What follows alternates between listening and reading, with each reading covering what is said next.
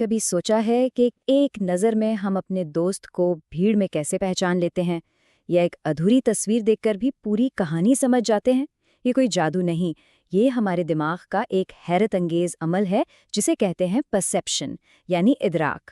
तो आज हम इसी सफ़र पर निकलेंगे ये समझने के लिए कि हमारा दिमाग बिखरी हुई मालूमात को एक बामानी दुनिया में कैसे जोड़ता है। हमारा ये सफ़र एक परसेप्शन लैडर यानी इदराक की सीढ़ी की तरह होगा। हम सबसे निचले पायदान से शुरू करेंगे यानी बसारत की बुनियादी इकाइयों से। फिर हम ऊपर चढ़ेंगे और देखेंगे कि ये टुकड़े आपस में जुड़ते कैसे हैं। इसके बाद हम कॉन्टेक्स्ट की ताकत को समझेंगे और आखिर में देखेंगे कि ये सब मिलकर ज़बान जैसी पेचीदा चीज़ों को समझने में हमारी मदद कैसे करता है। तो चलिए सीढ़ी के पहले कदम पर चलते हैं। सोचें, जैसे ज़बान हुरूफ़े तहज्जी से बनती है, क्या हमारी बसरी दुनिया भी कुछ बुनियादी शक्लों से मिलकर बनती है? बीडमॉन की जियोन थ्योरी के मुताबिक जी हाँ, बिल्कुल ऐसा ही है। ये नज़रिया कहता है कि हमारे दिमाग के पास शक्लों का एक अपना अल्फ़ाबेट मौजूद है। ज़रा इस पर सोचिए, दिमाग को कैसे पता चलता है कि ये एक टेलीफोन है? ये सवाल जितना सादा लगता है ना, इसका जवाब उतना ही पेचीदा है, और बीडमैन का नज़रिया हमें इसी गुत्थी को सुलझाने में मदद करता है।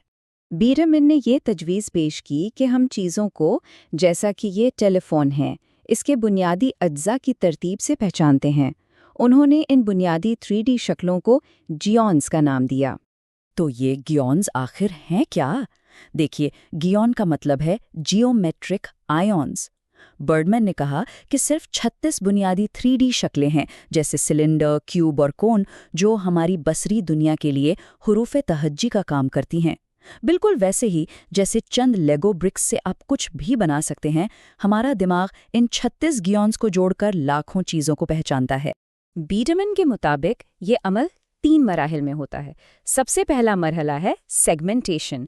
इसमें हमारा दिमाग तस्वीर को लकीरों की बुनियाद पर छोटे हिस्सों में तोड़ता है, जैसे टेलीफोन का रिसीवर, उसकी बॉडी और डायल। दूसरा मरहला है क्लासिफिकेशन। इसमें दिमाग हर हिस्से को एक जियोन से मिलाता है, जैसे रिसीवर एक मुड़े हुए सिलेंडर जैसा है और बॉडी एक बॉक्स की तरह। और फिर तीसरा और आखिरी मरहला है रिकग्निशन।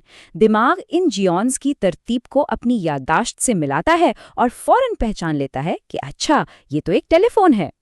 तो भाई, अपने नज़रिए को परखने के लिए बर्डमैन ने एक बड़ा दिलचस्प तजुर्बा डिज़ाइन किया। उसने सोचा, अगर जियोन्स वाकई इतने अहम हैं, तो किस चीज़ से पहचान ज़्यादा मुश्किल होगी, पूरे जियोन को हटाने से या सिर्फ उसकी कुछ लकीरों को मिटाने से? इसी बुनियाद पर उसने 2 शराइत बनाई। पहली, कंपोनेंट डिलीशन, जहां पूरे के पूरे जियोन्स ही गायब कर दिए गए, और दूसरी सेगमेंट डिलीशन, जहां सिर्फ कुछ लकीरें मिटा दी गई। अब जो इस स्लाइड पे नज़र आ रहा है वो बहुत दिलचस्प है। देखिए, बाईं तरफ एक मुकम्मल पियानो है और दाईं तरफ 2 खराबशुदा तस्वीरें हैं। जिस तस्वीर में पियानो के बड़े बड़े हिस्से गायब हैं वो कंपोनेंट डिलीशन की मिसाल है, और जिसमें लकीरें टूटी फूटी हैं वो सेगमेंट डिलीशन को जाहिर करती है। और नतीजा हैरान कर देने वाला था। जब तस्वीरें पलक झपकने से भी कम वक्त यानी सिर्फ 65 से 100 मिलीसेकंड के लिए दिखाई गईं, तो लोगों ने उन तस्वीरों को बेहतर पहचाना जिनमें सिर्फ लकीरें टूटी हुई थीं, बनिस्बत उनके जिनमें पूरे जियोन्स ही गायब थे। इससे ये बात साबित हुई कि हमारा दिमाग सबसे पहले पूरी बुनियादी शक्ल यानी जियोन को तलाश करता है। अगर जियोन ही गायब हो तो दिमाग के लिए पहचानना तकरीबन नामुमकिन हो जाता है। तो ठीक है, ये तो हमने जान लिया कि हमारे दिमाग के पास बसरी हुरूफ़े तहज्जी यानी जियोन्स हैं, लेकिन सिर्फ हुरूफ का होना काफ़ी नहीं होता, उन्हें जोड़कर अल्फाज भी तो बनाने होते हैं। तो हमारा अगला सवाल ये है कि दिमाग इन अलग अलग टुकड़ों को जोड़कर एक मुकम्मल तस्वीर बनाता कैसे है? ट्राइसमन और जलाडे ने 1980 में एक बहुत अहम सवाल उठाया।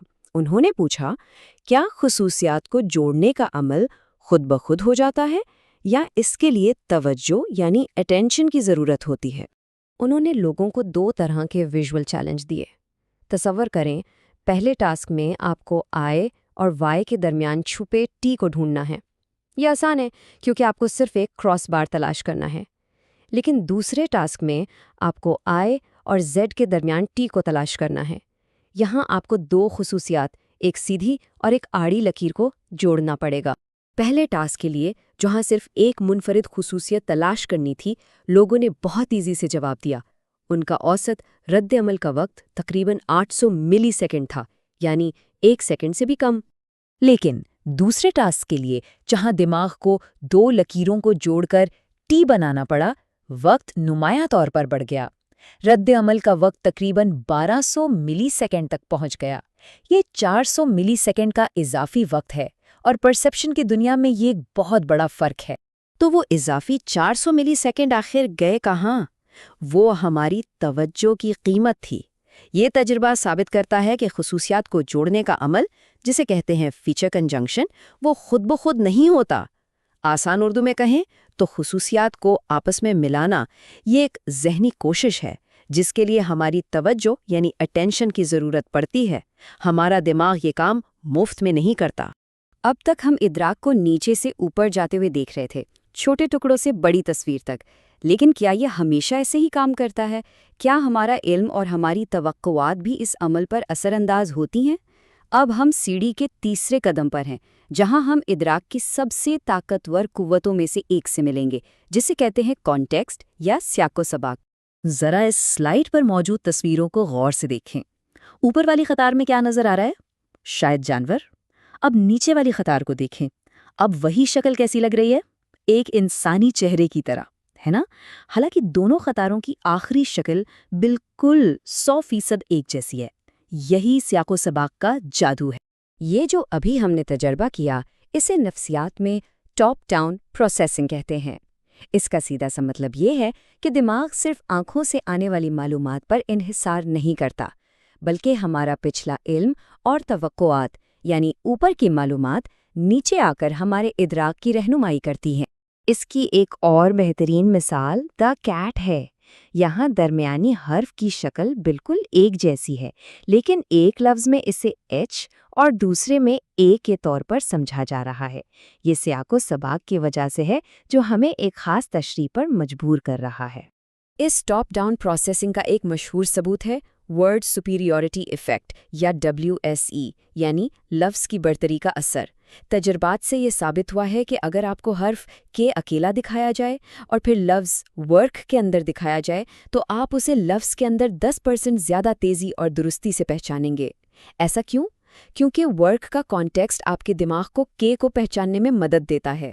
تو اب ہم ایک تضاد پر پہنچ گئے ہیں۔ کیا ادراک نیچے سے اوپر یعنی باٹم اپ جاتا ہے خصوصیات سے شکل تک، یا اوپر سے نیچے یعنی ٹاپ ڈاؤن کانٹیکسٹ سے خصوصیات تک؟ جواب ہے دونوں ایک ہی وقت میں ہوتے ہیں۔ لیکن یہ ممکن کیسے ہے؟ آئیے ایک ایسے ماڈل کو دیکھتے ہیں جو اس پیچیدہ رقص کی وضاحت کرتا ہے۔ یہ ہے مکلیلینڈ اور رومل ہارٹ کا مشہور پیرالل ڈسٹریبیوٹڈ پروسیسنگ یا PDP ماڈل، یعنی متوازی تقسیم شدہ پروسیسنگ۔ یہ دیکھنے میں پیچیدہ لگ سکتا ہے، لیکن اس کا بنیادی خیال بہت سادہ ہے۔ اسے ایک 2 طرفہ ہائی وے کی طرح سمجھیں۔ معلومات ایک ہی وقت میں نیچے سے اوپر یعنی خصوصیات سے حروف اور الفاظ تک، اور اوپر سے نیچے یعنی الفاظ سے حروف اور خصوصیات تک سفر کرتی ہے۔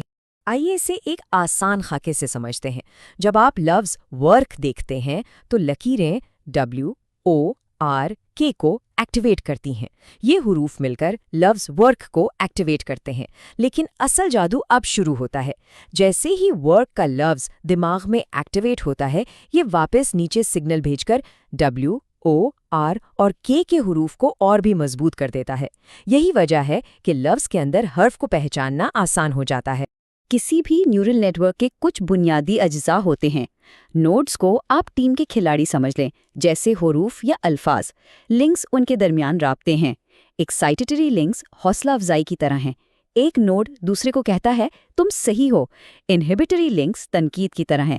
ایک نوڈ دوسرے کو کہتا ہے نہیں تم غلط ہو۔ اور لرننگ رول تجربے سے سیکھنے کا عمل ہے، جس سے یہ رابطے وقت کے ساتھ مضبوط یا کمزور ہوتے جاتے ہیں۔ اب تک ہم نے دیکھا کہ یہ اصول ایک لفظ یا چیز کو پہچاننے پر کیسے لاگو ہوتے ہیں۔ اب ہم آخری اور سب سے پیچیدہ مرحلے پر ہیں۔ کیا یہی اصول پوری تقریر اور جملوں کو سمجھنے میں بھی ہماری مدد کرتے ہیں؟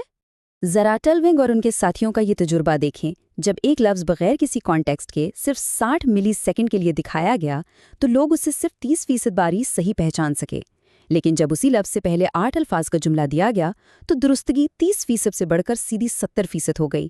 یہ سیاق و سباق کی ناقابل یقین طاقت کو ظاہر کرتا ہے۔ تقریر میں ٹاپ ڈاؤن پروسیسنگ کی ایک بہت طاقتور مثال ہے فونیم ریسٹوریشن ایفیکٹ، یعنی صوتی بحالی کا اثر۔ یہ ادراک کا ایک ایسا مظہر ہے جہاں سننے والے ان فونیمز یعنی آواز کی چھوٹی اکائیوں کو بھی سن لیتے ہیں جنہیں کسی جملے سے ہٹا کر کسی غیر تقریری آواز سے بدل دیا گیا ہو۔ وارن اور وارن کا یہ کلاسک تجربہ تو واقعی دماغ گھما دینے والا ہے۔ سننے والوں کو جملہ سنایا گیا، "It was found that the eel was on the axle." اصل میں لفظ ویل سے W کی آواز ہٹا دی گئی تھی، لیکن چونکہ جملے کے آخر میں ایکسل کا ذکر تھا، ہر کسی نے ویل ہی سنا۔ ان کا دماغ مستقبل کی معلومات کو استعمال کر کے ماضی کی خالی جگہ کو خود بخود بھر رہا تھا۔ یہ ٹاپ ڈاؤن پروسیسنگ کی ایک شاندار مثال ہے۔ تو یہ سب ہمیں ایک بہت گہرے سوال پر لا کر چھوڑ دیتا ہے۔ اگر ہمارا دماغ ایک بامانی دنیا بنانے کے لیے اتنی سرگرمی سے خالی جگہوں کو بھر رہا ہے، تو سوچنے کی بات یہ ہے کہ وہ کون سی حقیقتیں ہیں جنہیں ہمارا دماغ نظر انداز کر رہا ہے یا جن کا ہم ادراک ہی نہیں کر پا رہے۔